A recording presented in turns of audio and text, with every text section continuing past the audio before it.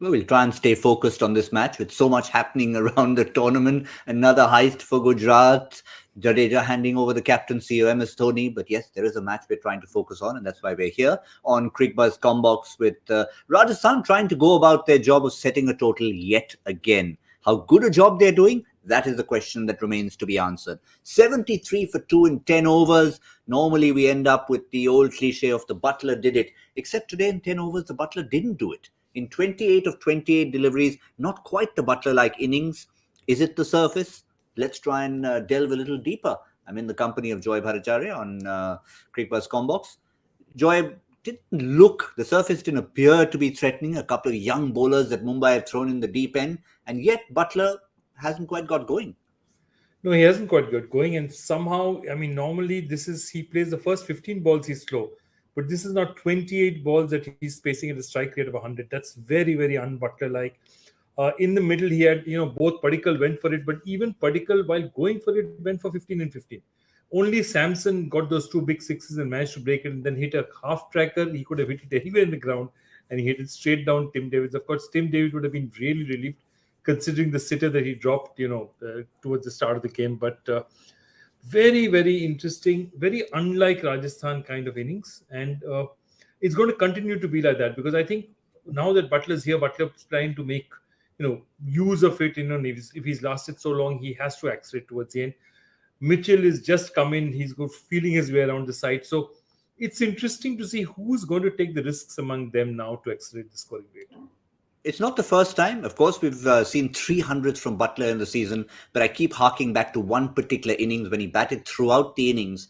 I think it was no more than 70 of 49 that he ended up making. But that was the match where he struggled in the first half, maybe 12 overs. He was scoring at 95 and 100 and then got going. So perhaps he needs to tell himself, if that's the kind of day I could do it again here. Yeah, absolutely. I think he's a class batsman. He's just waiting for it. And obviously there's something there. The ball is not quite coming on because the one way you can make out is in the first 10 overs, you've had four overs of spin totally by two rookie spinners and 1 over of Kieran Pollard. So obviously it's telling you that there's something in the surface. They feel that the ball is not quite coming on the way it normally does in these conditions at the DY Patil. Yeah, I think the giveaway there is Pollard. I mean, the moment the ball is chucked to him, he likes that ball that's stopping. He likes to bowl that single-digit over, and he's feeling his way into it. Meredith's bowled an over for just 3. Bumrah's been outstanding, but no wickets to show for it. So they've got options. What's your take on the two youngsters? We saw Ritik Shokeen already, but for Karthikeya, again, a complete new face.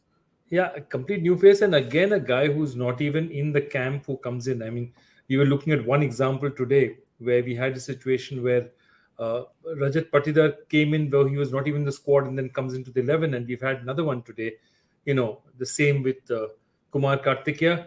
He looks all right. But again, this is not a bowling that's threatening anybody. I mean, neither Buttler nor Mitchell are looking at it and saying, oh God, what's going to happen after this? We need to get some bowlers away. I think that is the essential problem that they are facing, that they might get out, they might hit rash shots, but Mumbai is not scaring anyone with their bowling, and I think that's crucially a factor. I'm also surprised that they threw the ball to all these guys. They didn't bowl Tim David at all, and Tim David can bowl a bit. I mean, he's bowled pretty consistently in the CPL and in the Big Bash. Yeah, I mean, if you've got him in there, you might as well get Paisa Vasool, put him in there, let him bat, let him bowl, let him field. He's dropped a catch, he's taken a catch. So, he can do a bit of everything. But what about batting to come? We've seen Rajasthan have tried a few interesting things so far in the tournament. They chucked Ravi Ashwin in the other day at number 3. Today, they've kept with more conventional batting order. So he will come at some point in time. Superman from the last game, Riyan Parag, he can obviously go and make a difference. And of course, there's Shimron Hetmeyer. So they'll want to make sure that between Mitchell and Buttler, one of them needs to start going so that you don't leave Hetmeyer with too few balls to face. I think definitely. And it has to be Mitchell. Because, whatever it is, Buttler has shown that if he lasts out there, he's going to score at 200, 250 towards the end. So it has to be Mitchell. He has to take the risk. He did try a reverse sweep. But I think also he's in that situation where he's just a little more circumspect about his side. Remember when Ashwin went out and, dashed, even if he got out, he knew he wasn't in the side as a batsman. So she could afford to throw his bat. I think Mitchell is being just a little bit more circumspect. it could cost them, because look, remember, this Mumbai bowling attack will not scare anyone, but their batting is definitely really, really strong on the days that it does come off. But let's not forget, this is the team. If Mitchell's a little naughty, there's going to be the folks like Sangakkar on the sideline going, back you come. Absolutely, and I think it's a good idea. And Mitchell, next couple of overs, if he doesn't start scoring hard, they should just call him back.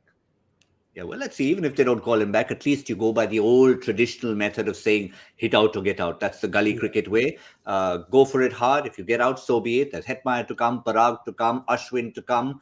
And we need to make quick number from you, Joy, at this stage. What kind of a score are Rajasthan looking at, having got to this stage? I think 175. This doesn't, I mean, unless Butler really goes berserk towards the end, or Hetman gets it really well. Look, you can. This could also go to 190, because this is a very inexperienced Mumbai bowling attack. If you take away Bumrah from there, who is going to, control the bowling out there? Bumrah and Sams are the only experienced heads out there. So yeah, there could be a bit of a massacre towards the end, provided they have wickets in hand. For the moment, Mumbai playing it smart. As long as the massacre hasn't begun, they're allowing the newcomers to continue. Kartikeya is bowling yet another over as we speak, and they're not quite getting him away. We'll leave it at that for the moment on Cricbuzz Comm Box, and we'll come back and see just how many Mumbai need to chase. And with Birthday Boy coming out to open the batting, that should be a bit of fun. That's all on Cricbuzz Comm Box.